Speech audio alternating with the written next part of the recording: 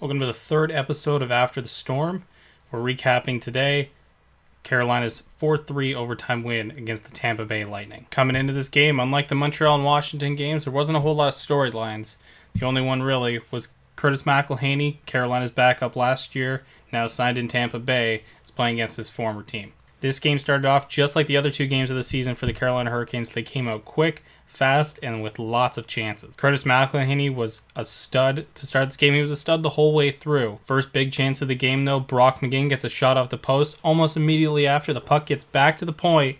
Brett Pesce with the shot. It goes off Luke Witkowski's skate, redirects past McElhinney, and very early on in the game, the Canes are up 1-0. Aho had another chance in this game. He's been real heavy on the offense. He's had a lot of chances through the first two games, but he still can't get that puck in the back of the net. About a minute after the Brett Pesce goal, a failed clearing attempt by Martin Necas gets back to the point. Hedman gets it over to Tyler Johnson, and Tyler Johnson's slap shot hits the left post, goes right past Mrazek, and we're tied up at 1. Warren Foegele had a chance real early on in the period as well, but the biggest one was a Martin Necas shot, and Eric Hall actually bats it out of the air, but Curtis McElhinney there to make a big save early in the first. Has to be said, the line of Necas, DeZingle, and Holla to start the season has been probably the fastest line on the Hurricanes, and that's really saying something.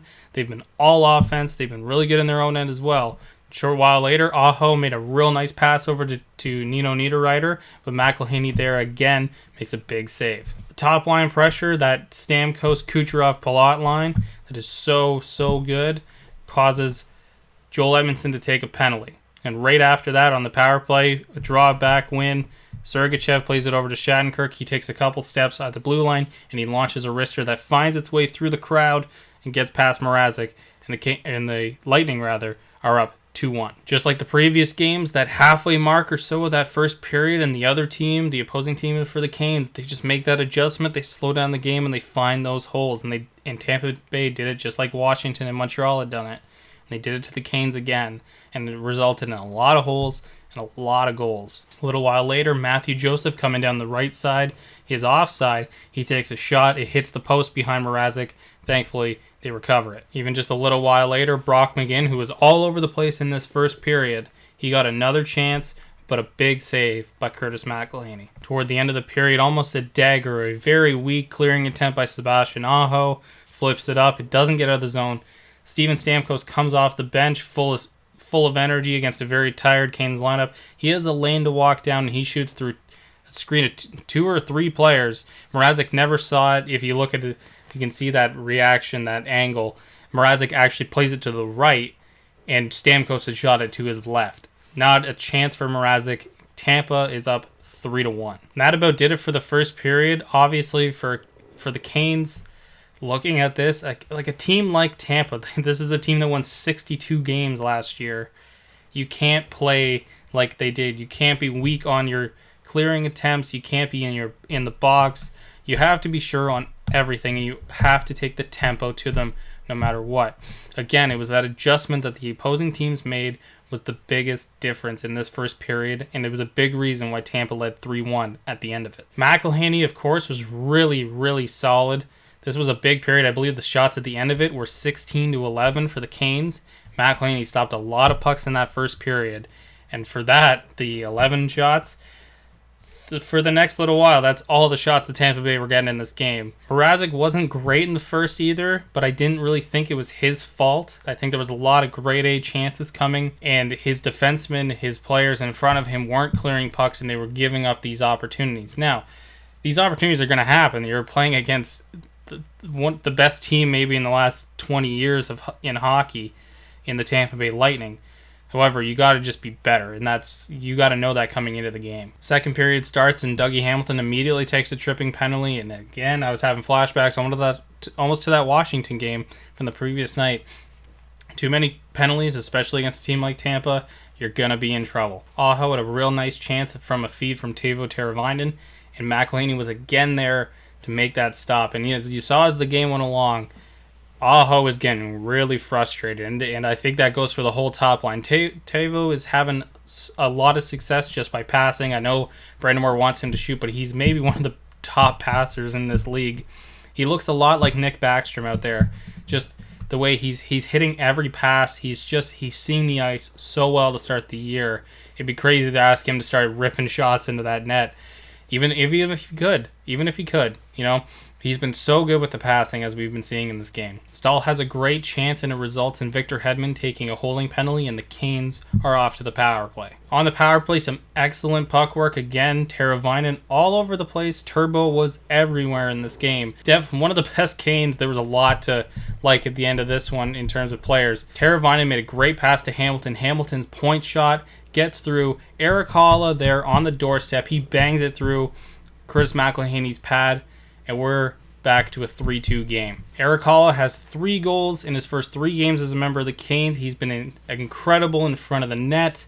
He's just been such a welcome addition to that forward group, and that line of Haula, Dzingel, and Nietzsche has been so good to start. Aho has a chance. He ends up hitting the post. Niederreiter gets a chance as well, but like I said, Curtis McElhinney was there. He was making saves. And that about did it for the second period, but what was more impressive even than getting that goal from Erik Haula was the fact that the Carolina Hurricanes held the defending President's Trophy winners to 0 shots in the second period. 0, not a 1. Shot came through to Peter Mrazek. They made great adjustments in the second period. They controlled the pace all the way through. Maybe the best period of hockey that they've played all season long to start. I can't even believe that they managed to hold Tampa to 0 shots is like something I've never. It wasn't even being talked about at the time on Twitter. Shortly after, though, it was just everywhere. All the writers, the athletic writers, the guys who were working with Corsi with those graphs. Everybody was mentioning it. That's an impressive feat to hold that team on the other side with Stamkos, Palat, Kucherov, Johnson, all of those forwards, and their defense. Their defense are no slouch either. Hedman, Sergachev, Shattenkirk's great. To hold them to 0 shots is just incredible. And even with that said, the Canes still had to be better in the third period. To start the third, Mrazek makes 2 big saves off of Stamkos and Hedman, and those are the final shots Mrazek would see for the rest of the game. Warren Foegele took a tripping call on Ryan McDonough. However, the Canes, as their penalty kill got better as the game went along, killed off that penalty beautifully. In the third period, a crazy scramble chance in front. I don't even know how Curtis McElhinney managed to keep that puck out, but it did lead to a penalty, and the Canes would head back to the power play. And on that power play, again, Teravainen and Turbo, he's there. He's just been there all season long so far with those passes on the power play.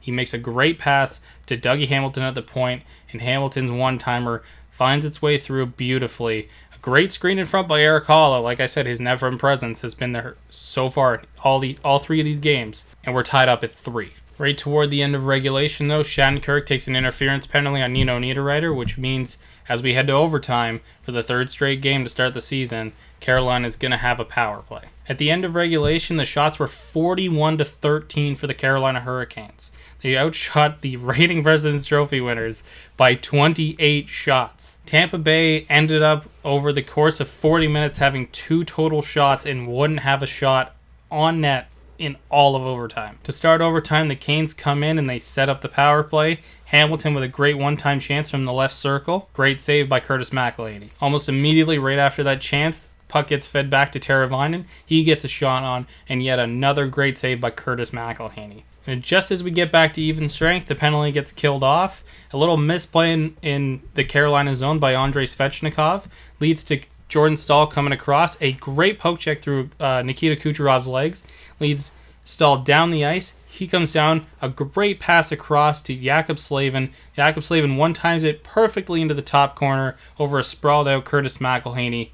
And the Canes win 4-3 and go 3-0-0 on the year to start. Finally, recapping the game, the shift from the first period to the second and third was just incredible. I don't know what's going on in that locker room between periods. Something's being said in that locker room that is just so... They're just rallying. They believe in each other. Everything comes together, and the team just simply does not give up. 3 come-from-behind wins in the first 3 games of the season. Last season, I think they were 3-20-3. 3 wins, 20 losses, 3 overtime losses. They've already matched that this year in the first 3 games. I thought the captain, Jordan Stahl, had a really excellent game, but he was in a crowd of them. Teravainen, Haula was there, Slavin, and Hamilton all over the place in this game. Just incredible. The top 3 D-men for the Canes, Slavin, Pesce, Hamilton, just were all over the place offensively in this game. The team was able to hold Tampa Bay to only 2 shots over a near 45-minute span of hockey, and that was just incredible. I don't think we'll see another performance like that for a long time. I thought Teravainen was the best Cane in this game. He was all over the place. His ability to see the ice, his passing, and eventually that's going to translate to that top line. And once Aho and Niederreiter start putting that puck in the net, this is going to be a real scary team to watch. The shots finished at 44-13 for Carolina. They outshot Tampa Bay by 31 shots and got the win, thankfully. Most times it's the opposite effect. You outshoot a team like that heavily, and you actually come out on the losing end. The Canes just kept their foot on the gas from the 20-minute mark on and won this game. What worries me going forward is the luck is eventually going to run out, and they cannot be the cardiac Canes all season long. At a certain point, the luck's just going to run out, and they're going to start losing these games. So they obviously have to make the adjustments here, there, and everywhere to ensure that, they're not getting down in the first. They're having a stronger second, which they did in this game. They did not in the first 2 games. They had really weak second periods in those first 2 games. From here out, the issue, though, is they're not playing a full 60. And they're going to need to start playing a full 60 if they want to win comfortably. Lastly, to recap the game, I want to talk about Dougie Hamilton. He had 2 very strong games on back-to-back nights. He was against Alexander Ovechkin in Washington the previous night, and he covered him extremely well after having trouble with him in the playoffs last year. And in this game, he covered Steven Stamkos beautifully. Stamkos, beyond that first period, was almost non-existent in this game. I can't even believe, watching back the highlights of this game, there's no Tampa highlights. There's no Tampa offense, really. There's a couple highlights beyond that first period of taking shots, and they're just deflected away. Hamilton, Slavin, Pesce, they all played really good in this game. Up next for the Canes is the Florida Panthers. They're coming off hot against a win against those same Tampa Bay Lightning. It's going to be interesting to see how that game goes on Tuesday night. Lastly, thank you for watching this video. If you like the content here, please consider subscribing and hit that notification bell. You'll get the videos as soon as they upload. Thank you for watching.